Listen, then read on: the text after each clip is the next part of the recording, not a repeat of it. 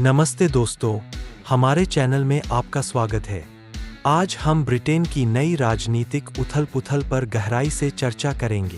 Britain की नई left leaning government ने देश को टूटा और दिवालिया अर्थात ब्रोक एंड ब्रोकन घोषित किया है और वे इसके लिए अपने पूर्ववर्तियों को दोष दे रहे हैं।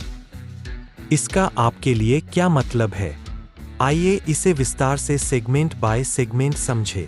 इस नाटकीय घटनाक्रम और उनके संभावित प्रभाव पर गहन विश्लेषण के लिए हमारे साथ बने रहे। कार्यालय में केवल 3 सप्ताह के बाद प्रधानमंत्री केयर स्टारमर की लेबर सरकार ने एक बोल्ड और चौंकाने वाली घोषणा की, ब्रिटेन टूटा और दिवालिया है। यह ड्रामेटिक स्टेटमेंट उनके प्रशासन के लिए स्वर सेट करता है, जो उनके विश्वास के अनुसार देश के सामने आने वाली चुनौतियों की गंभीरता को उजागर करता है। स्टारमर के कार्यालय के अनुसार 14 वर्षों के कंजर्वेटिव शासन से विरासत में मिली आर्थिक और सामाजिक समस्याएं अपेक्षा से कहीं अधिक खराब है।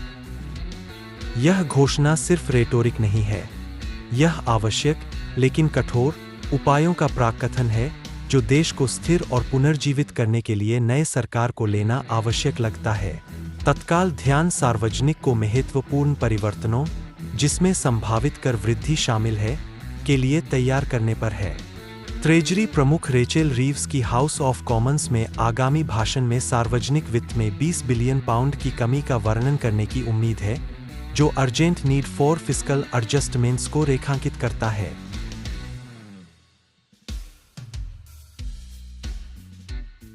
एक डिटेल्ड असेसमेंट में लेबर सरकार ने पिछले कंजर्वेटिव प्रशासन के तहत प्रत्येक विभाग के प्रदर्शन की समीक्षा की है और एक व्यापक आलोचना जारी की है।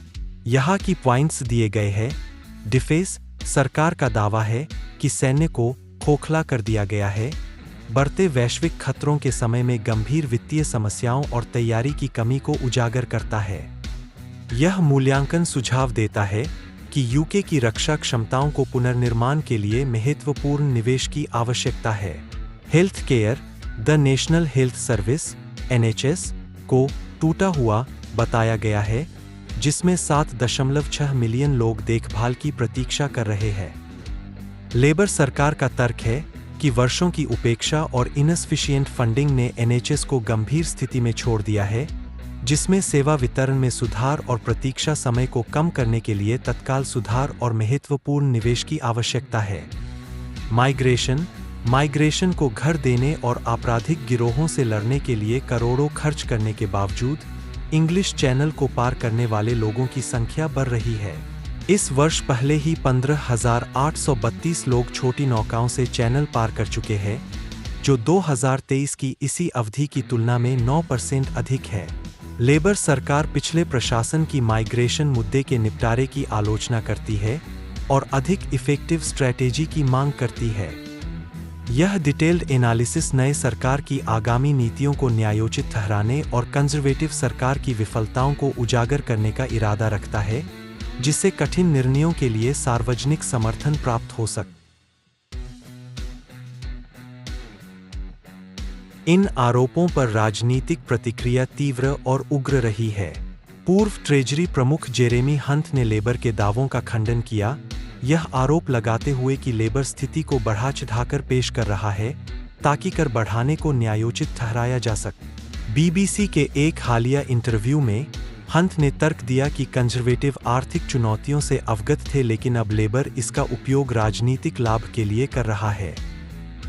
उन्होंने बताया कि कंजर्वेटिव चुनाव जीतने के बावजूद इस वर्ष करों में कटौती नहीं कर सकते थे, यह सुझाव देते हुए कि लेबर का पोर्ट्रेयल ऑफ फाइनेंशियल मिसमैनेजमेंट है।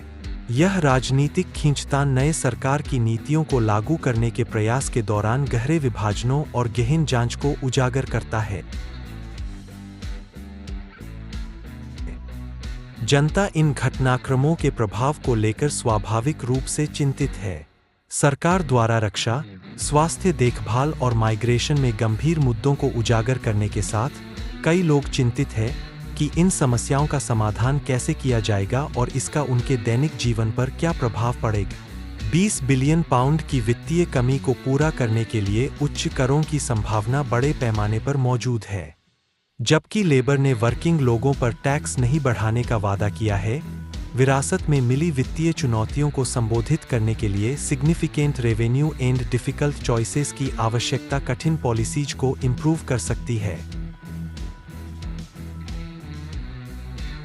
जैसे ही ट्रेजरी प्रमुख रेचेल रीव्स संसद में अपनी व्यापक रिपोर्ट पेश करने की तैयारी कर रही है, सभी की निगाहें लेबर सरकार के अगले कदमों पर है।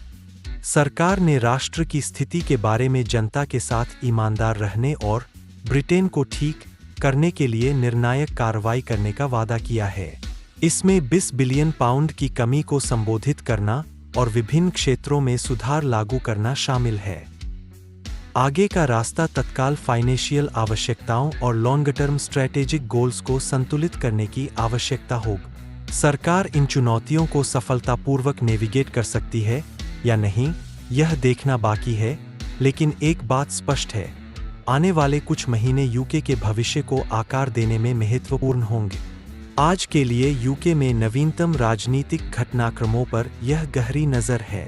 स्थिति जटिल और विकसित हो रही है और हम आपको नए अपडेट के साथ सूचित करते रहेंगे।